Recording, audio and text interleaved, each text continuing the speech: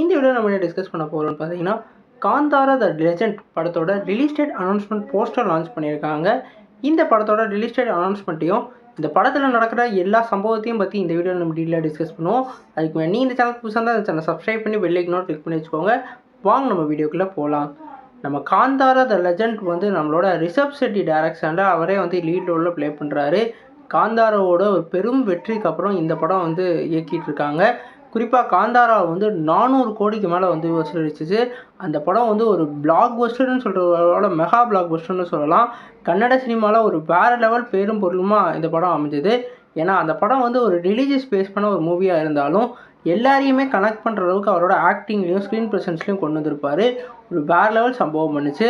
அந்த வெற்றிக்கு அப்புறம் அதோட ப்ரீக்வலை வந்து எடுக்கலாம்னு பிளான் பண்ணி காந்தாரா த லெஜெண்டுன்னு சொல்லிட்டு ஒரு அனௌன்ஸ்மெண்ட்டோட வந்து ஆரம்பித்தாங்க. இந்த படம் வந்து ஆரம்பிக்கையிலே வந்து ஒரு பிக் ஸ்கேலில் ஒரு வேறு லெவல் கதையோட இந்த படத்தை வந்து ஒன்றிணைச்சு ஆரம்பித்தாங்க. குறிப்பாக ட்ரூ எலமெண்ட்ஸ்லாம் இணைச்சு இந்த படத்தை வந்து ஒரு வேறு லெவல் ரைட்டிங்கோட நம்ம ரிஷப் ஷெட்டி வந்து எடுத்துக்கிட்டு இருக்காரு. குறிப்பாக இந்த படத்துக்கு வந்து இப்போ வந்து நிறைய சிக்கல் ஏற்பட்டிருக்கு. இந்த படத்தில் நடித்த கபிலன் ஒருத்தர் வந்து இறந்துட்டாகவும், அதே மட்டும் இல்லாமல் அவங்க அந்த படத்தில் வந்து நிறையா சம்பவங்கள்லாம் நடந்துக்கிட்டு இருக்கிறதாகவும் அறிக்கை வந்துக்கிட்டு இருக்கு. குறிப்பாக சொல்லணுன்னா நிறைய வந்து மரணங்களும் அதே மாதிரி நிறையா வந்து இல்லீகல் ஆக்டிவிட்டீஸும் வந்து நடந்துக்கிட்டு தான் சொல்கிறாங்க.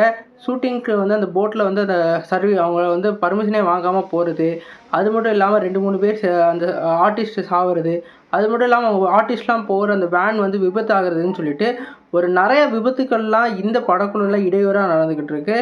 இப்போ வந்து அதெல்லாம் விட்டுட்டு திருப்பி ரெஸ்யூம் பண்ணிட்டாங்க இந்த படத்தோட ஷூட்டிங்கை.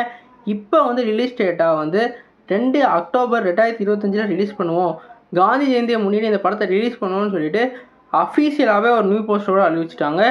கண்டிப்பாக அதுக்கு முன்னாடி ஷூட்டிங்கை கம்ப்ளீட் பண்ணிடுவாங்க. இன்னும் இந்த படத்தோட ட்ரெய்லர் டீசர்லாம் ரிலீஸ் பண்ணி இந்த படத்தோட முந்தைய பாகத்தை விட இந்த படம் வந்து எப்படி இருக்க போகுது மேக்கிங்கில் அப்படின்னு சொல்லி காமிக்க போகிறாங்க. குறிப்பாக முந்தைய பாகத்தோட மேக்கிங்கே வேறு லெவலில் இருக்கும். ஆனால் அது வந்து ஒரு சின்ன பட்ஜெட்டு. ஆனால் இப்போ வந்து ஒரு மெகா பட்ஜெட்டை வந்து ஒதுக்கியிருக்காங்க. அதனால இந்த படத்தோட எக்ஸ்பெக்டேஷனும் அதே மாதிரி இந்த படத்தோட விஷுவல்ஸ் எப்படி இருக்க போகுதுன்னு சொல்லிட்டு இப்போ ஃபேன்ஸ் தரப்புலேருந்து எதிர்பார்ப்பு இருக்குது. நீங்கள் சொல்லுங்கள் ஃப்ரெண்ட்ஸ், இந்த படத்துக்கு வந்து உங்களுக்கு என்ன ஈகராக வெயிட் பண்ணுறீங்க? இந்த போஸ்டரை பார்த்து உங்களுக்கு என்ன தோணுது? இந்த ரிலீஸ் டேட் உங்களுக்கு வந்து என்ன மாதிரி சௌகரியமாக இருக்க போகுதுன்னு சொல்லிட்டு கமெண்ட் பாக்ஸில் கமெண்ட் பண்ணுங்கள்.